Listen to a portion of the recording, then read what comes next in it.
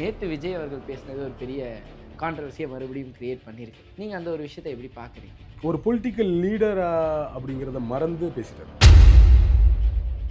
சீமான் சொல்லுவார்ல, ரொம்ப அபத்தமா எல்லாரும் டாக்டர் ஆகிட்டா ஊசி போடுறது யாருன்னெலாம் காமெடி பண்ணிட்டு இருப்பார். எல்லாரும் டாக்டர் ஆகலையே. 8 லட்சம் பேர் இந்த வாட்டி +2 எக்ஸாம் எழுதியிருக்காங்க. நீட் எழுதுறது 1.5 லட்சம் பேர் தான். 15% மக்களை கூட டாக்டர் ஆக்க விடாத அளவுக்கு நீட் ஒன்று உருவாக்கி வச்சிருக்கீங்க. அப்போ அதுக்கு எகெயின்ஸ்டாலாம் பேசணும். நீட்டா உலகமானு கேட்கக்கூடாதுல்ல. பொலிட்டிக்கலி தப்பு, எத்திக்கலி தப்பு, அதில் இவ்வளோ பிரச்சனைகள் இருக்கு, இதெல்லாம் இருக்குல்ல, இதெல்லாம் தூக்கி ஊற வச்சுட்டு நீட் வந்து லாஜிக்கலாகவே தப்பு. அதில் லாஜிக்கே கிடையாது.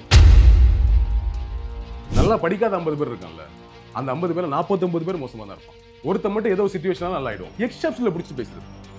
கலைஞரை பார், பெரியாரை பார், சச்சின் டெண்டுல்கரை பார்.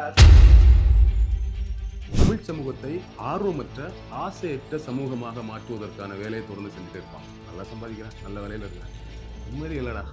ஆனால் பாருங்க எவ்வளோ ஜாலியாக இருக்க ஊரில். காலைல கடலுக்கு போயிட்டு ஈவினிங் வந்துடுன்னு எங்கள் ஊரில் பேசுவாங்க. 10 வயசுலேயே கடலுக்கு போயிருப்பான். அவன் வாழ்க்கையே அழிஞ்சு போயிருக்கும். எந்த விதமான சந்தோஷம் நிம்மதியில், உயிருக்கு உத்தரவாதம் இல்லை. அவங்ககிட்ட போய் சொல்லுவான் இப்படி. அப்படியே உட்கார வைக்கிறது. இந்த மாதிரி தான் அவர் பேசிட்டே இருப்பார். படியா அப்படின்னு அதை பேசி கேட்டிருக்கீங்களா? கேட்டிருக்கீங்களா? படிச்சு முன்னேறி என்ன பேசி கேட்டீங்களா? பேச மாட்டேன். அவருக்கு அது நோக்கம் கிடையாது. படிச்சு முன்னேறிட்டான எப்படி உட்காந்து முன்னாடி உட்காந்து சும்மா கண்ட கதையை கை தட்டிட்டு இருப்பான். படிச்சவன பண்ண 5ஆம் கிளாஸ்ல ஓடிட்டான் வறுமை, 7ஆம் கிளாஸ்ல ஓடிட்டான் வறுமை, 8ஆம் கிளாஸ்ல ஓடிட்டான் வறுமை, 10ஆம் கிளாஸ் வந்தா கவர்மெண்ட் எக்ஸாம் பாதி பேர் ஃபெயில் ஆயிட்டான், அதோட ஓடிட்டான். அதையும் தாண்டி வர்றவன் 12ஆம் கிளாஸ்ல ஓடிட்டான். அதையும் தாண்டி காலேஜ் போனா ஃபீஸ் கட்டணும் காசு இல்லை.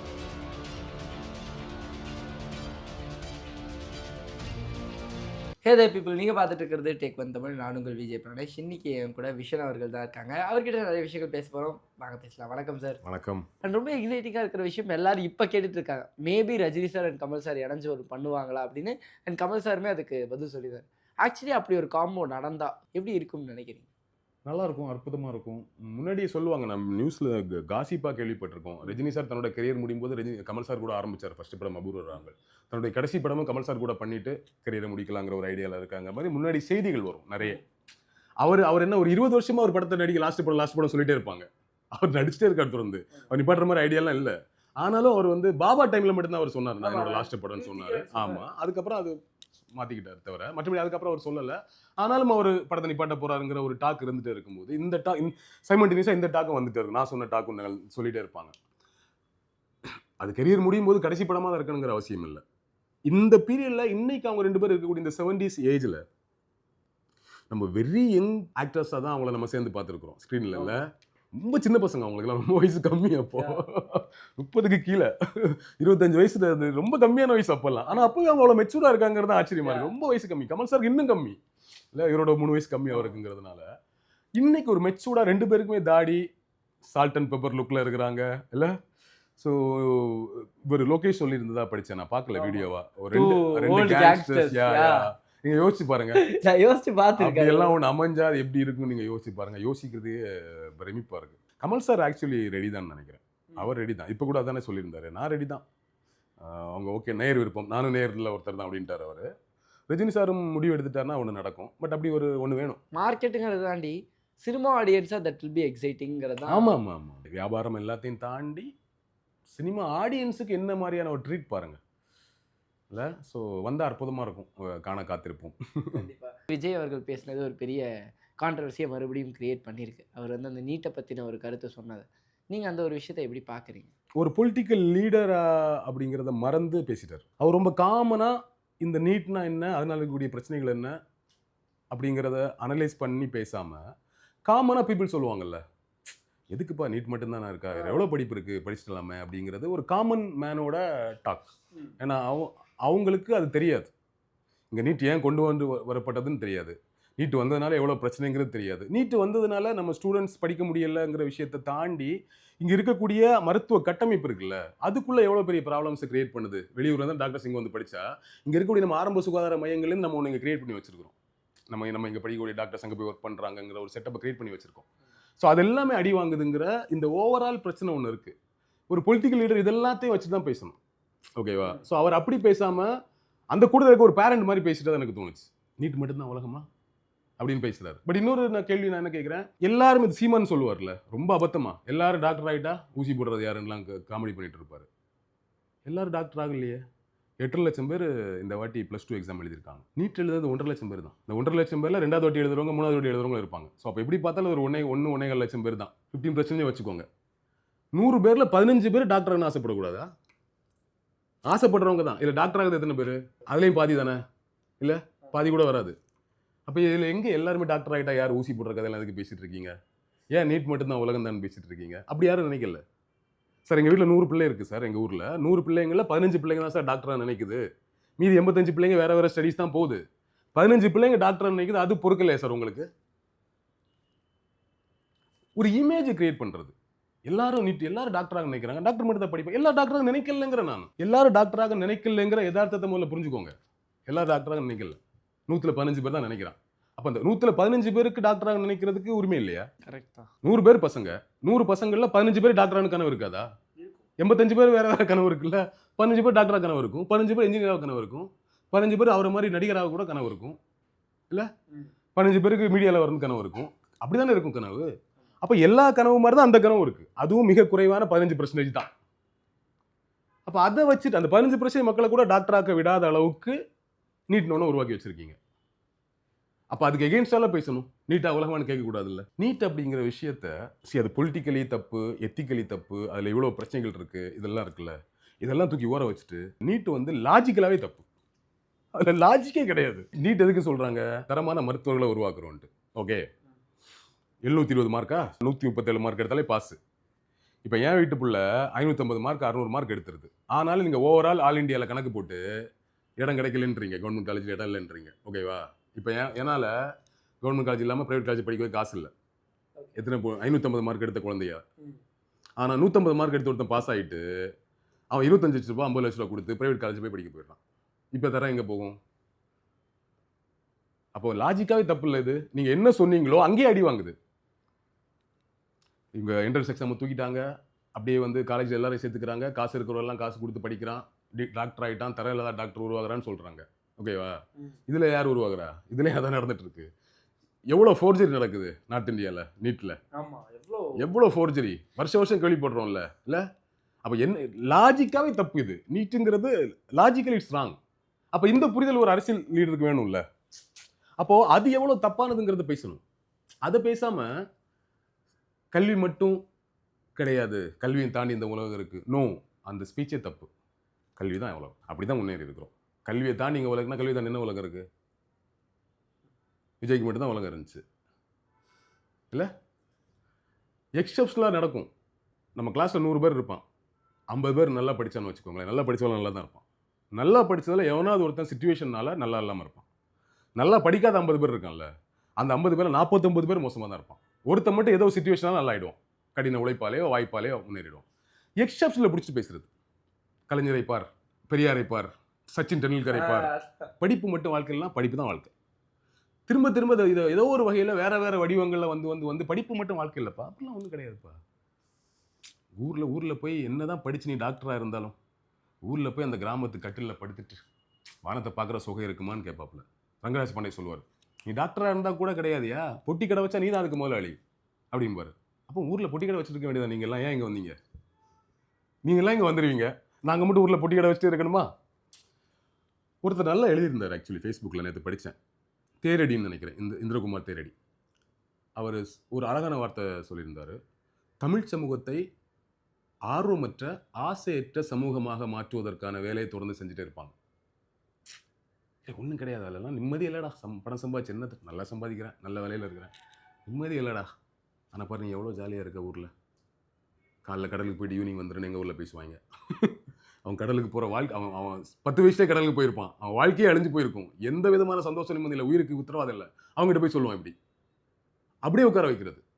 நோ, அது தப்பு. கல்வி மட்டும்தான் இந்த சமூகத்தை உயர்த்தும். கல்வி தான் வாழ்க்கை. கல்வி அவனுக்கு அவனை குறைந்தபட்சம் எவ்வளோ படிக்க வைக்க முடியுமோ படிக்க வச்சிடணும். அதுதான் அவனுக்கு அற்புதமான வாழ்க்கையை கொடுக்குங்கிறது தான் ஒரு பொலிட்டிக்கல் லீடர் பேசணுமே தாண்டி நீட் மட்டும் உலகம் அல்லன்னு பேசுறது, கல்வியை தாண்டி வாழ்க்கையை பேசுறது, அதுவும் கல்வி சார்ந்த ஒரு விழாவில் பேசுறதுங்கிறது நல்ல விஷயமா நான் பார்க்கல. ஆனால் இது அந்த ஸ்பீச்சுக்கு அப்புறம் அவர் மேலே அந்த ஹேட்டட் வந்து கொஞ்சம் ஜாஸ்தியாக இருந்து, அண்ட் ஒரு சிலர் வந்து அதை பிஜேபி அலையன்ஸ் கூட அதனால வருதா அப்படிங்கிற மாதிரியான விஷயத்தையும் பேசியிருந்தாங்க. இல்லை அதான் நான் ஆரம்பத்தில் சொன்னேன். அவர் ஒரு பொலிட்டிக்கல் லீடராக பேசாமல் அந்த கூட்டத்தில் இருக்க ஒரு நார்மலாக மேம்போக்கா இந்த விஷயத்தை அணுகக்கூடிய ஒருத்தர் ஒரு நபர் மாதிரி பேசிட்டாரு. உள்நோக்கத்தோட சீமான் மாதிரி பேசினதை நான் ஒத்துக்கல. ஓகே. சீமான் ஒரு உள்நோக்கத்தோட பேசுவார். எவனும் படிச்சிடக்கூடாது அவருக்கு. எல்லாரும் ஆடு மேய்க்கணும், மாடு மேய்க்கணும். உங்களுக்கு ஆடு மேய்க்கிற மாடு மேய்க்கிற கவர்மெண்ட் வேலை கொடுத்துருவேன். எல்லாரும் இது ரெக்கையை தூக்கிட்டு நடக்கணும். இந்த மாதிரி தான் அவர் பேசிட்டே இருப்பார். படியா அப்படின்னு அதை பேசி கேட்டிருக்கீங்களா? கேட்டிருக்கீங்களா? படிச்சு முன்னேறி என்ன பேசி கேட்டிருக்கீங்களா? பேச மாட்டேன். அவருக்கு அது நோக்கம் கிடையாது. ஓகே, படிச்சு முன்னேறிட்டானா எப்படி உட்காந்து முன்னாடி உட்காந்து சும்மா கண்ட கதையை கை தட்டிட்டு இருப்பான்.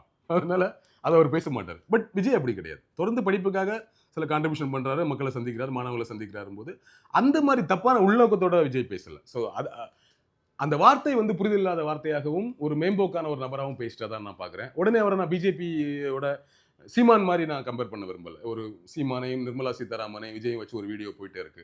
ஸோ அப்படி ஒரு கேட்டகரி ஒரு நபராக நான் விஜய் அவர்களை பார்க்கல. அவர் இந்த மாதிரி விஷயத்த பேசும்போது இன்னும் ஒரு ஒரு ஒரு கிளாரிட்டியோட ஒரு பொலிட்டிசைஸ்ட் பர்சனாக பேசணும். பொலிட்டிசைஸ்ட் ரொம்ப முக்கியம். பொலிட்டிஷியனாக இருக்கிறத விட பொலிட்டிசைஸ்டாக இருக்கிறது ரொம்ப முக்கியம். நான் பொலிட்டிசைஸ்டே இல்லைன்னு வச்சுக்கோங்களேன். ஆமாம் உண்மை தானே, படித்தா நான் தான் படிக்கல 10ஆம் கிளாஸில் ஃபெயில், இன்னைக்கு நான் ஜேர்னலிஸ்ட் ஆகலை அப்படின்னு நான் பேசுகிறேன்னு வச்சுக்கோங்க. அட படுவா இப்போ இல்லை எல்லாம் ஜேர்னலிஸ்டாக இருந்த என்ன பிரயோஜனங்கிறது தான் உண்மை ஆகிடும். ஸோ பொலிட்டிசைஸ்ட் ஆகிடணும். அது ரொம்ப முக்கியமாக நான் பார்க்குறேன். மற்றபடி இந்த ஏரியாக்குள்ளே நான் வரல. ஒரு நல்ல விஷயத்தையும் நான் இந்த இடத்துல சொல்லணும்னு நினைக்கிறேன். ஸ்டேஜில் ஒரு பொண்ணு பேசினாங்க. போன வருஷம் நான் இதே ஸ்டேஜில் அவார்டு வாங்கினேன். அப்போ என் தம்பியை நான் கூப்பிட்டு வர முடியல. அப்போ சொன்னாங்க, உங்கள் அக்கா மூலியமாக நீ வரப்போறியா, படித்து நீ வாங்க போறியான்னு. அதுக்காகவே என் தம்பி நல்லா படித்து வந்தான்னு சொல்லிட்டு ஸ்டேஜில் சொல்லியிருந்தாங்க. ஆக்சுவலி இந்த மாதிரியான விஷயத்தையும் அது கட்டமைக்குது இல்லை. இப்போ ஒரு நடிகர் மேலே இவர் மேலே இருக்கிற ஆர்வத்துக்காக ஒரு பையன் படித்து நல்ல மார்க் வாங்குறாங்கிறது ஒரு வகையில் நல்ல விஷயமா தானே இருக்குது. நீங்கள் எப்போவுமே ஐகானிக்காக இருக்கக்கூடிய பீப்புள்ஸ் இருக்கிறாங்கல்ல, ஐகானிக் பர்சன்ஸ் சில விஷயங்களை முன்னெடுக்கும் போது அது ஒரு பெரிய இம்பேக்ட் கிரியேட் பண்ணும். இப்போ நீங்களோ நானோ போயிட்டு 10 பேருக்கு செலக்ட் பண்ணி ப்ரைஸ் கொடுத்தா அதுக்காக அடுத்து அவனோட தங்கச்சியோ தம்பியோ படிக்க நினைக்கிறத விட விஜய் கொடுக்கும்போது படிக்க நினைப்பான். அது எப்போவுமே ஒரு ஒரு பெரிய இடத்துல இருக்கக்கூடிய புகழ்மிக்க இடத்துல இருக்கக்கூடியவங்க செய்யும் பொழுது நிகழக்கூடிய விஷயம்தான். அது ஆரோக்கியமான விஷயம் தான். அதை அவர் தொடர்ந்து செய்யணும். ஓகேவா, தொடர்ந்து செய்யணும். அதில் எனக்கு ஒன்றும் அண்ட் அவருக்கு எனக்கு தெரிஞ்சு தொடர்ந்து 2 வருஷமா வெளியே தெரிகிற மாதிரி 2 வருஷமா செஞ்சுக்கிட்டு இருக்காருன்னு நினைக்கிறேன். ஆனால் இந்த அவார்டு கொடுத்து படிக்க வைக்கிறத ஒரு கட்டமைக்கிறார்ல, இது எப்படி பார்க்குறீங்க? அடுத்த கடுத்து போகணும்னு நினைக்கிறேன். ஓகே, இது மட்டுமே போதாது.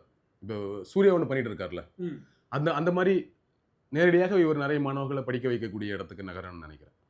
அது இன்னும் அவருக்கு ஒரு பெரிய திருப்தியையும் கொடுக்கும். இந்த சொசைட்டிக்கு நம்ம செய்யக்கூடிய ஒரு நல்ல விஷயமாகவும் இருக்கும். இன்னொன்று பொலிட்டீஷியனாகவும் அவருக்கு ஒரு பெரிய மைலேஜ் கொடுக்கும். நீங்கள் கமர்ஷியலாக கூட யோசிங்களா, இதெல்லாம் விடுங்க, கமர்ஷியலாக யோசிச்சா கூட அது உங்களுக்கு ஒரு பெரிய மைலேஜ் தான் கொடுக்கும் இல்லையா? இன்னொன்று பாருங்கள், சூர்யா மட்டும் தானே பண்ணிட்டு இருக்காரு. அதை விஜய் அவர்கள் பண்ணால் இன்னும் பண்ணலாம் காத்திரமா. அவர் ஒரு ஃபவுண்டேஷன் தொடங்கி அவரோட வருஷத்துக்கு சூர்யா எத்தனாயிரம் பேர் படிக்க வைக்கணும், அவர் ஒரு 10,000 பேர் படிக்க வைக்கட்டும் இல்லையா? ஸோ அப்படி ஒரு ஸ்ட்ரக்சரை கிரியேட் பண்ணி நான் ஒரு எக்ஸாம்பிளுக்காக சொல்கிறேன். அதே மாதிரி தான் பண்ணணும் இல்லை, கான்ட்ரிபியூஷன் அதிகமாகன்ற இது வருஷத்துக்கு ஒரு நிகழ்வாக மாறிடுது இல்லை. ஸோ அப்படி ஒரு நிகழ்வாக பரிசு கொடுக்குற நிகழ்வாக மட்டும் மாறாமல் இன்னும் அவங்களுடைய கட்சி சார்பாகவோ இல்லை விஜயோ நேரடியாகவோ இல்லை அதுக்காக தனியாக ஒரு ஃபவுண்டேஷன் தொடங்கியோ நிறைய மாணவர்களை படிக்க வைக்கும்போது இன்னும் நல்ல விஷயம் நடக்கும் சொசைட்டிலன்னு நினைக்கிறேன். அவருடைய கட்சியிலேருந்தே வெளியே நிறைய பேர் அவரை பற்றியே இதுவாக டிஃபேமாக பேசுகிறதும் கட்சியை பற்றியே டிஃபேமாக பேசுகிறதும் இந்த கட்சியை கொஞ்சம் பேக் சீட்டில் உட்கார வைக்கிறது நம்ம எடுத்துக்கலாம் இல்லை? அதை நம்ம அப்படி எடுத்துக்க வேணாம். ஏன்னா கட்சி தொடங்கி ஒரு 3 நாள் தான் ஆச்சு. நீங்கள் 2 நாளில் வெளியே வந்துட்டு ஒரு குறை சொல்கிறதெல்லாம் பெருசாக ஒத்துக்க முடியாது இல்லையா? நீங்கள் கட்சியில் சேர்ந்து ஒரு 10 வருஷம் பயணிக்கிறீங்க, ஒரு பெரிய பிரச்சனை இல்லை ஏதோ சம்திங் இஷ்யூ வருது, அந்த இஷ்யூக்கு அப்புறம் வெளியே பேசுகிறீங்க அப்படின்னா அதில் இருக்கக்கூடிய நியாய தர்மத்தை ஒத்துப்பாங்க. கட்சியை இப்போ தான் ஆரம்பித்தாங்க, அதுக்குள்ளே நீங்கள் கட்சியில் சேர்ந்து அதுக்குள்ளே வெளியே வந்துட்டீங்கன்னா அப்போ நீங்கள் யாருங்கிற கேள்வி வருது இல்லை எனக்கு. அது எந்த கட்சியாக இருந்தாலும் சரி, யாராக இருந்தாலும் சரி. புதுசாக ஒரு கட்சியில் போயிருக்கிறோம், கட்சியாக நீங்கள் நினைக்கிற மாதிரி என்ன அப்படி இருக்குமா? எல்லாமே கண்டிப்பாக பிரச்சனை இருக்கும், நிறைய விஷயங்கள் இருக்கும். பட் ஒரு ட்ராவல் வேணும் இல்லை? எல்லாரும் சிவப்பு கம்பளம் கொடுத்து வர வைத்துட்டா தான் உலகத்தில் பிரச்சனையே கிடையாது இல்லையா? அதை பண்ண மாட்டேங்கிறாங்களே. நீ எல்லாம் எப்படி டாக்டர் படிக்கலான்னு தடை தானே பண்ணுறான். நீ எல்லாம் அதாவது நம்மளை படிக்கக்கூடாதுன்னு சொன்னான் சார். இவங்கெல்லாம் படிக்கக்கூடாது, நீங்கள்லாம் அப்போ செஞ்ச தொழிலே செய்யுங்கன்னு சொன்னான்.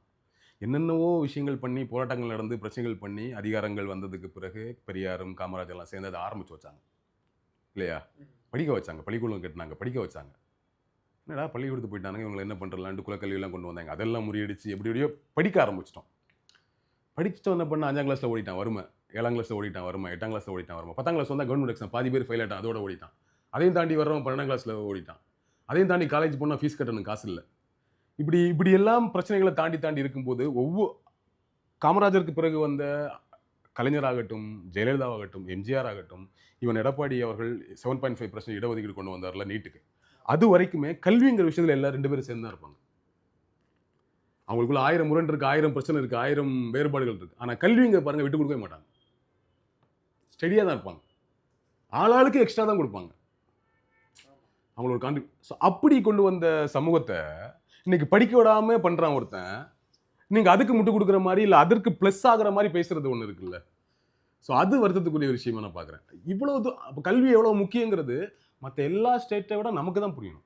கல்வி மட்டும் வாழ்க்கையில் பேசக்கூடாதுங்கிறதுக்காக நான் அதை ஜஸ்ட் ரீகனெக்ட் பண்ணுறேன். மற்றபடி எல்லாம் ஓகே தான், ஒன்றும் ப்ராப்ளம் இல்லை. போட்டு இதெல்லாம் ஒரு விஷயம் இல்லை. நான் எதுக்கு சொல்ல வந்தேன்னா, ஸோ ஈஸியாக கிடைச்சிடாது எதுவுமே. இன்னைக்கு நம்ம இருக்கக்கூடிய கல்விங்கிற இடம் இருக்கு. இன்னைக்கு கல்விக்கு ஜெயிச்ச மாணவர்களுக்கு விஜய் பரிசு கொடுக்குறாருல. படிக்கவில்லைன்னா யாருக்கு பரிசு கொடுப்பீங்க? படிச்சு முடிச்சு பரிசு வாங்குறதுக்கு இவ்வளோ பெரிய போராட்டம், இவ்வளோ படிக்க வைக்க இவ்வளோ பெரிய விஷயங்கள் இங்கே நடந்திருக்கு. கரெக்டா? அப்படி இருக்கும்போது நீங்கள் ஒரு கட்சிக்குள்ளே போனாலும் சரி, ஒரு அமைப்புக்குள்ளே போனாலும் சரி, ஒரு ஆஃபீஸ்க்குள்ளே போனாலும் சரி, உடனே வாங்க உங்களை உட்கார வச்சுட்டு வரவேற்புலாம் தர மாட்டாங்க. பிரச்சனை இருக்கும். பெண்ணுன்னு ஒதுக்குவான், பெண்ணுன்னு இம்பார்ட்டன்ஸ் தர மாட்டான், சின்ன பையன் ஒதுக்குவான். இல்லை ஏதாவது காரணங்களை சொல்லி நமக்கு வந்து எல்லா வகையிலையும் பிரச்சனை இருக்கும். அதெல்லாம் தாண்டி நம்ம ஒரு டிராவல் பண்ணணும்ல. அதுக்கப்புறம் வெளியே வந்து பேசணும். அதான் சொன்னேன், 3 நாளில் 2 நாளில் வெளியே வந்துட்டு நம்ம சொல்றதுங்கிறது அது ஒன்றும் பெரிய ப்ராப்ளமாக இருக்கான்னு நினைக்கிறேன். கண்டிப்பாக சார், நிறைய விஷயங்கள் பேசணும். இந்த ஒரு சந்திப்புக்கு ரொம்ப ரொம்ப நன்றி. Thank you so much.